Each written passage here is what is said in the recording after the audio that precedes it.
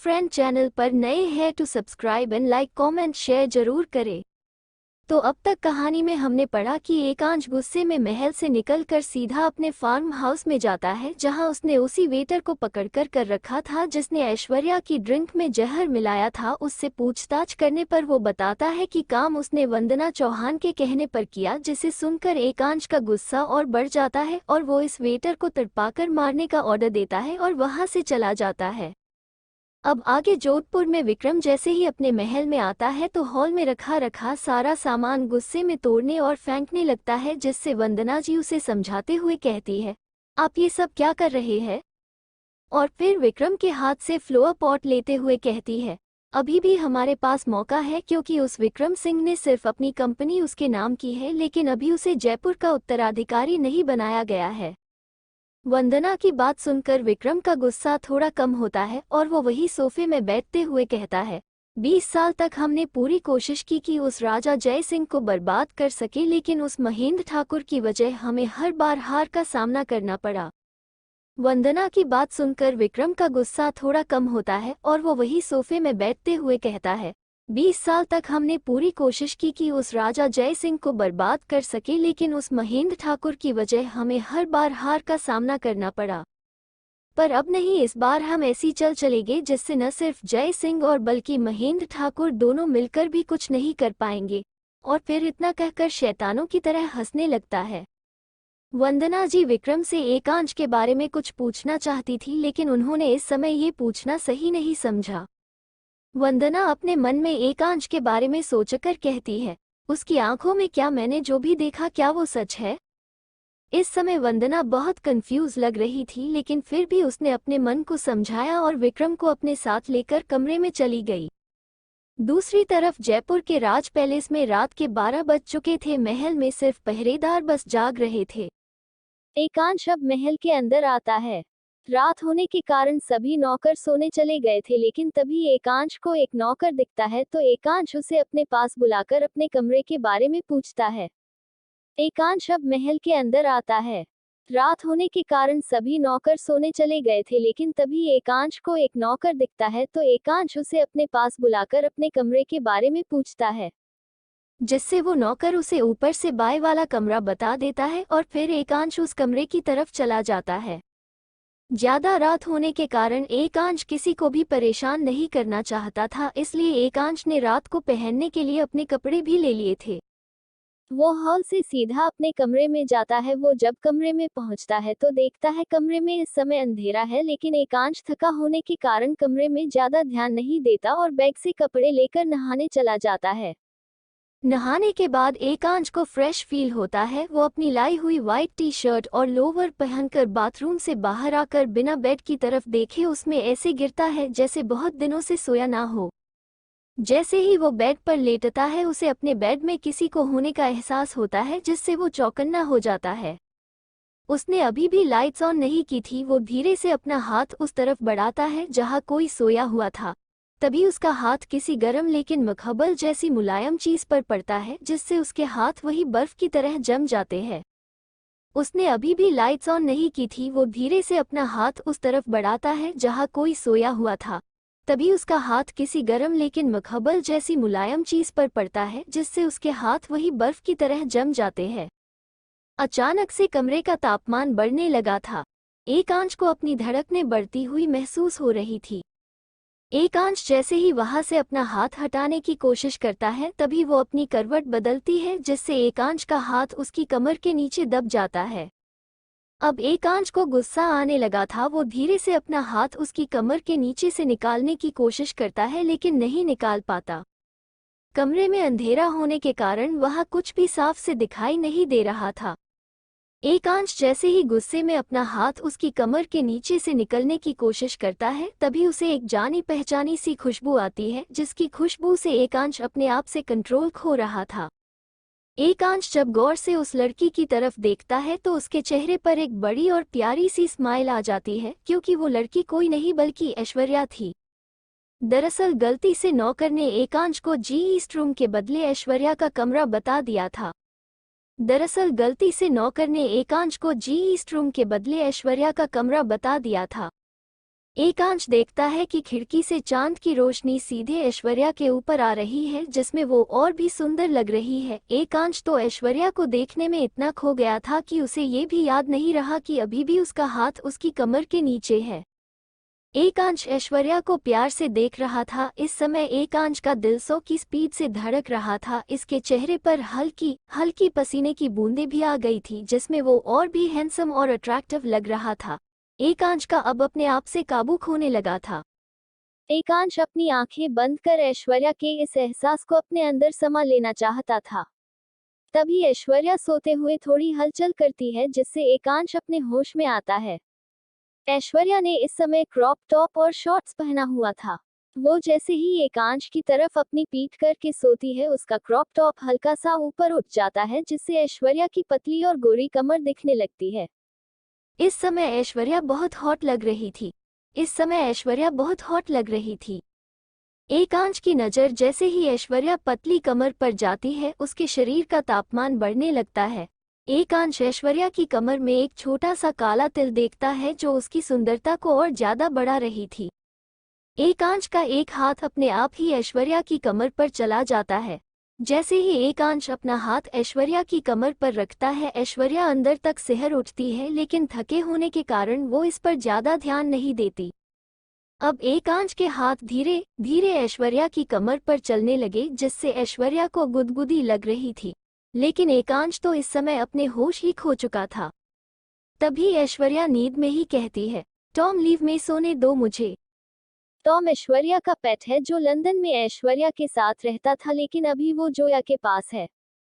ऐश्वर्या ये सब नींद में कह रही थी, लेकिन जैसे ही एकांश ऐश्वर्या के मुंह से किसी टॉम का नाम सुनता है, उसके हाथ ऐश्वर्या की कमर पर रुक जाते हैं। थोड़ी देर पहले जिन आंखों में प्यार और तड़प थी, अब उन्हीं आंखों में गुस्सा और जेलसी थी।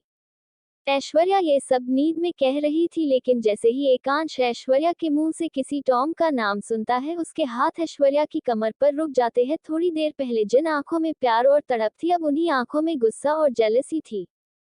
लेकिन इन सब से अनजान ऐश्वर्या बड़े मजे से एकांश को अपना पेट समझकर उसे गले लगाकर सो रही थी। एकांश के कानों में अब सिर्फ टॉम का नाम ही गूंज रहा था, जिस कारण एकांश का गुस्सा अब 7वें आसमान पर था। तभी ऐश्वर्या एकांश की तरफ अपना चेहरा कर लेती है, और जैसे ही एकांश की नजर ऐश्वर्या के गुलाबी होठों पर गई, उसके सब्र का बांध टूट गया। एकांश गुस्से में ऐश्वर्या को किस करने लगता है। पहले तो ऐश्वर्या उसे अपना सपना समझ रही थी, लेकिन धीरे धीरे जब एकांश की किस वाइल्ड होती जाती है, तो ऐश्वर्या को सांस लेने में दिक्कत होने लगती है। लेकिन एकांश इन सब से बेखबर ऐश्वर्या को किस किए जा रहा था। उसने तो एक दो ऐश्वर्या की लिप्स पर बाइट भी कर दिया था। जैसे ही एकांश ऐश्वर्या की लिप्स पर बाइट करता है, ऐश्वर्या की नींद खुल जाती है। जब वो देखती है कि कोई उसे किस कर रहा है, तो वो अपने आप को छुड़ाने की कोशिश करने लगती है, लेकिन उसकी सारी कोशिश बेकार जाती है। ऐश्वर्या जैसे ही एकांश को अपने हाथों से मारने जाती है, एकांश बिना समय गवाए ऐश्वर्या के दोनों हाथों को अपने हाथ से पकड़कर लेता है, लेकिन उसकी सारी कोशिश बेकार जाती है। ऐश्वर्या जैसे ही एकांश को अपने हाथों से मारने जाती है, एकांश बिना समय गवाए ऐश्वर्या के दोनों हाथों को अपने हाथ से पकड़कर लेता है। ऐश्वर्या को समझ नहीं आ रहा था कि उसके साथ क्या हो रहा है। उसके दिमाग ने तो काम करना ही बंद कर दिया था। तभी उसे एक जानी पहचानी खुशबू आती है, जिससे ऐश्वर्या के दिल को पता नहीं क्यों लेकिन सुकून मिलता है। 15 मिनट बाद जब ऐश्वर्या से बर्दाश्त नहीं होता, तो वो गुस्से में एकांश की जीभ पर काट देती है। जैसे ही एकांश को अपनी जीभ पर दर्द महसूस होता है, वो ऐश्वर्या की लिप्स से दूर हो जाता है, लेकिन उसके हाथ अभी भी उसने पकड़ रखे थे। एकांश गुस्से में ऐश्वर्या की आंखों में देखकर कहता है, तुम्हारी हिम्मत कैसे हुई मुझे काटने की। तो ऐश्वर्या भी गुस्से में कहती है, जैसे आपकी हिम्मत हुई मेरे कमरे में आकर मुझे किस करने की।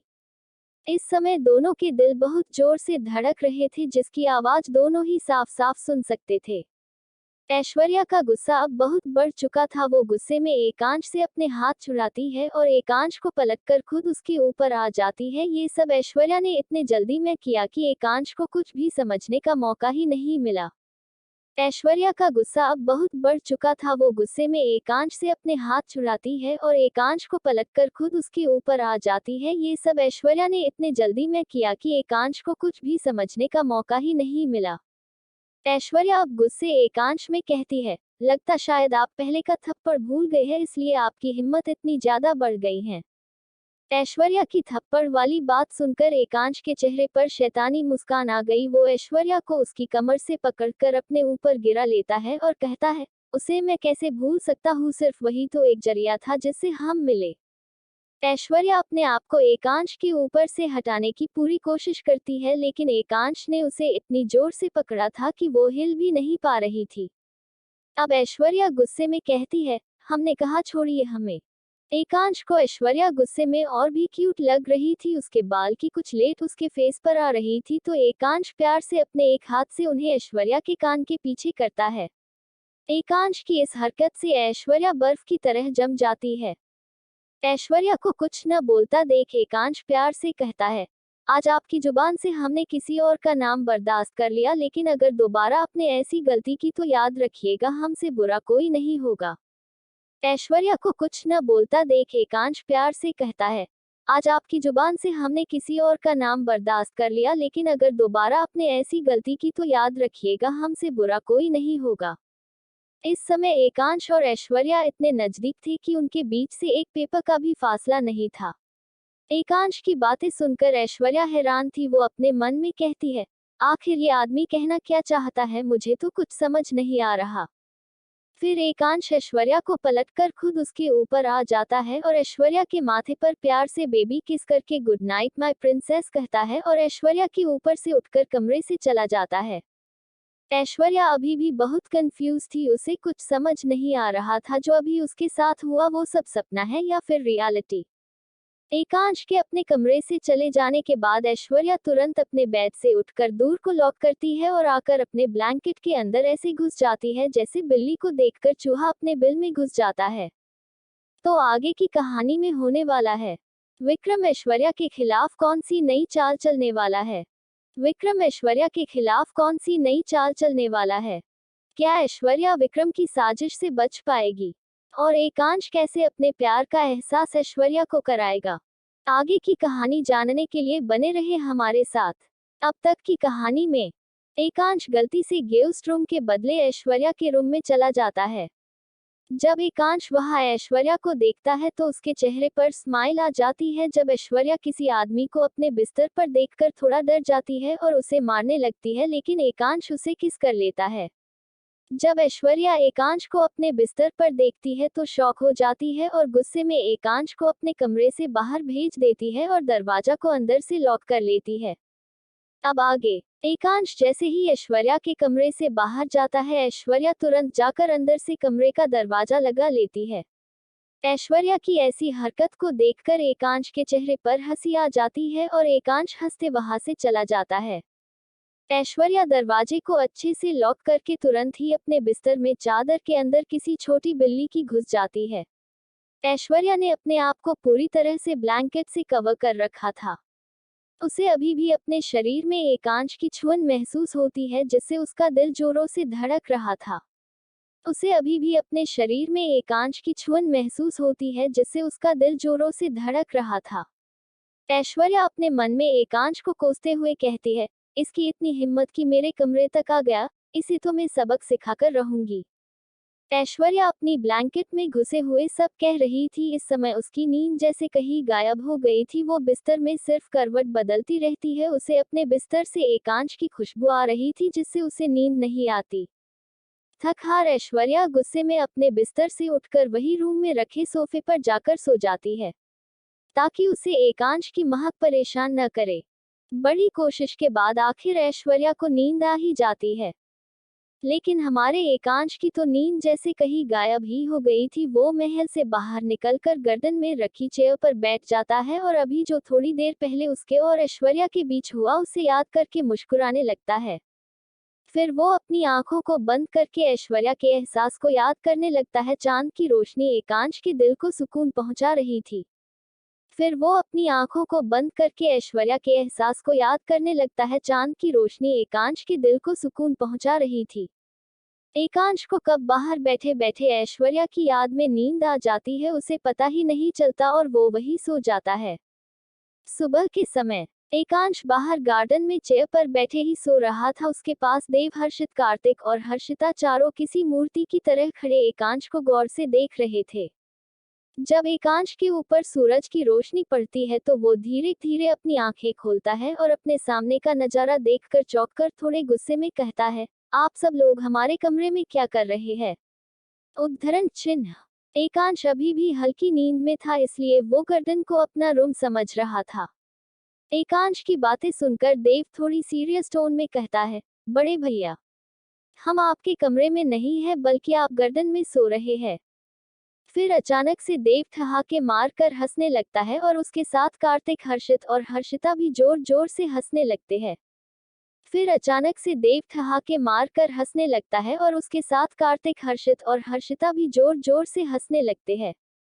एकांश जब देव की बात सुनता है तो उसे कल रात की सारी बातें याद आ जाती है और वो हड़बड़ी से चेयर से उठता है। उन चारों का तो हंस हंस के बुरा हाल हो रहा था। देव अपना पेट पकड़कर हंसते हुए कहता है, लगता है कल रात किसी ने बड़े भैया को महल से बाहर निकाल दिया, इसलिए वो गर्दन में आकर सो गए।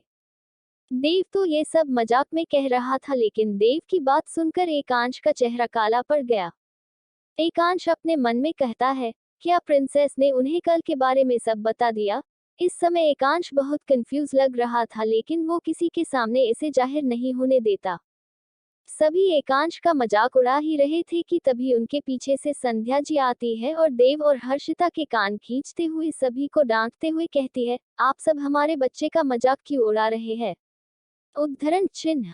तो हर्षिता रोने सा चेहरा बनाकर कहते गई, आह बड़ी माँ, छोड़िए, हमें दर्द हो रहा है, जो भी किया इन्होंने ने किया, कहकर देव की तरफ अपनी उंगली से इशारा करने लगती है।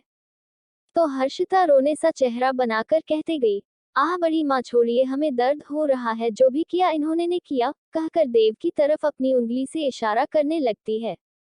जिसे सुनकर देव अपना मुंह बना लेता है। तो संध्या जी दोनों की तरफ देखकर उनके कान को और जोर से खींचते हुए कहती है, आप हमें कुछ नहीं बताए तो अच्छा है, क्योंकि हमें पता है कौन कितना शरारती है। फिर दोनों के कान छोड़ते हुए एकांश से कहती है, एकांश, अगर आपको कोई परेशानी थी तो आप हमें उठा लेते या किसी नौकर को मदद के लिए बुला सकते थे, आपको यहाँ चेयर पर सोने की क्या जरूरत थी? जिससे एकांश कहता है, वो काकी सा रात बहुत हो गई थी और सब सो भी गए थे, इसलिए हमने किसी को भी परेशान करना सही नहीं समझा और यहाँ आकर थोड़ी देर के लिए बैठ गए और यही हमारी नींद लग गई। एकांश की बात सुनकर संध्या जी मुस्कुराते हुए एकांश के गाल पर हाथ रख के प्यार से कहती है, चलिए वो सब जाने दीजिए, आप जाए और जाकर फ्रेश हो जाए, जब तक हम सभी के नाश्ता लगवाते हैं। फिर उन चारों को डांटते हुए कहती है, और आप सभी अगर दोबारा से हमारे एकांश को परेशान किया तो, कहकर वहां से चली जाती है। फिर उन चारों को डांटते हुए कहती है, और आप सभी अगर दोबारा से हमारे एकांश को परेशान किया तो, कहकर वहां से चली जाती है। संध्या जी के चले जाने के बाद हर्षित देव से कहता है, उसे कौन परेशान कर सकता है, वही है जो हम सबको परेशान करता है। तो देव उदास चेहरा बनाकर कहता है, लेकिन काकी सा हमेशा ही बड़े भैया की साइड लेती है। तो हर्षिता मुस्कुराकर कहती है, क्योंकि वो बड़ी के लाडले है। फिर वो देव और हर्षित से कहती है, अगर अब आप दोनों की बातें खत्म हो गई हो तो क्या हम महल के अंदर चले, वरना बड़ी में फिर से सबकी क्लास लेने लगेगी। उन दोनों को वही छोड़कर कार्तिक के साथ महल के अंदर चली जाती है। हर्षित उन दोनों को साथ जाते हुए देखता है, फिर कार्तिक को देखकर चिढ़के अपने मन में कहता है, क्या इसके पास कोई काम नहीं है जो हमेशा ही हमारी प्रिंसेस के साथ लगा रहता है। हर्षित को कार्तिक से जलन हो रही थी। दूसरी तरफ ऐश्वर्या तैयार होकर नीचे आती है और फिर महल में बने मंदिर में जाकर पूजा करती है। पूजा करने के बाद ऐश्वर्या सभी बड़ों का आशीर्वाद लेती है। ऐश्वर्या तैयार होकर नीचे आती है और फिर महल में बने मंदिर में जाकर पूजा करती है। पूजा करने के बाद ऐश्वर्या सभी बड़ों का आशीर्वाद लेती है। तब तक एकांश भी नहाकर हॉल में आ चुका था। जब वो ऐश्वर्या को देखता है तो उसके चेहरे पर प्यारी सी स्माइल आ जाती है। देव जब एकांश को मुस्कुराते हुए देखता है तो शॉक हो जाता है और देव अपने मन में कहता है, बड़े भैया को आजकल हो क्या गया है जो बिना किसी बात के बस मुस्कुराते रहते हैं। अब बेचारे देव को क्या पता कि उनके खड़ूस बड़े भैया को प्यार हो गया है। तभी संध्या जी सभी को नाश्ता करने के लिए डाइनिंग टेबल में आने को कहती है। सभी जाकर डाइनिंग टेबल पर बैठ जाते हैं। एकांश और ऐश्वर्या दोनों आमने सामने बैठे थे, लेकिन ऐश्वर्या एकांश से अपनी नजरें चुरा रही थी, जो एकांश बहुत अच्छे से समझ रहा था। संध्या जी, जो कि ऐश्वर्या के बगल में बैठी थी, वो देखती है कि ऐश्वर्या के हाथ में हल्की सी चोट लगी है। तो वो ऐश्वर्या की चिंता करते हुए पूछती है, बेटा आपको ये चोट कैसे लगी? ऐश्वर्या की होठ की तरफ इशारा करते हुए। तो वो ऐश्वर्या की चिंता करते हुए पूछती है, बेटा आपको ये चोट कैसे लगी? ऐश्वर्या की होठ की तरफ इशारा करते हुए। ऐश्वर्या जैसे ही संध्या जी की बात सुनती है तो उसका खाना उसके गले में ही अटक जाता है, जिससे उसे खांसी आने लगती है। तो एकांश तुरंत से एक गिलास पानी ऐश्वर्या की तरफ बढ़ा देता है, जिसे ऐश्वर्या ले लेती है और गुस्से में एकांश को घूरती है, जिसे देखते एकांश को बहुत हंसी आ रही थी, क्योंकि एकांश ने ऐश्वर्या को किस करते समय ऐश्वर्या की लिप्स पर बीते कर दिया था, जिसका निशान अभी भी ऐश्वर्या की लिप्स पर है। ऐश्वर्या पानी पीती है तो संध्या जी उसकी पीठ पर प्यार से हाथ फेरते हुए फिर से पूछती है, बेटा तुमने बताया नहीं तुम्हें ये चोट कैसे लगी? जिस पर ऐश्वर्या बहाना बनाते हुए कहती है, वो माँ कल एक कीड़े ने हमारे होठों पर काट लिया था, बस उसी की हल्की सी चोट है। ये सब ऐश्वर्या गुस्से से एकांश को देखकर कह रही थी। ऐश्वर्या को ऐसे बहाना बनाते हुए देख एकांश को बहुत हंसी आ रही थी, लेकिन उसने अपनी हंसी को कंट्रोल कर रखा था। तो संध्या जी थोड़ी परेशान होकर कहती है, लेकिन जहां तक हमें पता है कि महल में तो कोई भी कीड़े नहीं है। तो संध्या जी थोड़ी परेशान होकर कहती है, लेकिन जहां तक हमें पता है कि महल में तो कोई भी कीड़े नहीं है। एकांश को ऐश्वर्या का बचकाना बहाना सुनकर हंसी आ रही थी। ऐश्वर्या संध्या जी का ध्यान का इस बात से हटाने की कोशिश करती है। जब वो नहीं कर पाती तो घूरकर एकांश को देखती है, जैसे एकांश से कह रही हो, मैं तुम्हें छोड़ूंगी नहीं।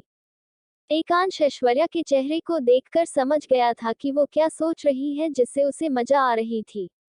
एकांश को इस समय ऐश्वर्या किसी गुस्सैल शेरनी के जैसे लग रही थी, जो मौका मिलते ही हमला कर दे।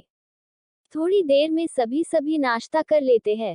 नाश्ता करने के बाद जय जी ऐश्वर्या को अपनी कंपनी की कुछ फाइल देते हुए कहते हैं, प्रिंसेस ये हमारी कंपनी की कुछ फाइल्स है, आप इन्हें पढ़ लीजिएगा। तो ऐश्वर्या फाइल लेकर हाँ में अपना सर हिला देती है। तो जय जी उसे कहते हैं, कल हम आपको अपने ऑफिस जाएंगे और उसके बाद आप उसे संभालेगी। तो आगे की कहानी में क्या होने वाला है, और ऐश्वर्या के ऑफिस का पहला दिन कैसा होगा, और विक्रम कौन सी नई चाल चलेगा, आगे की कहानी जानने के बने रहे मेरे साथ। अगर आपको मेरी स्टोरी अच्छी लगती है तो please share, subscribe, like, review और कमेंट जरूर करें।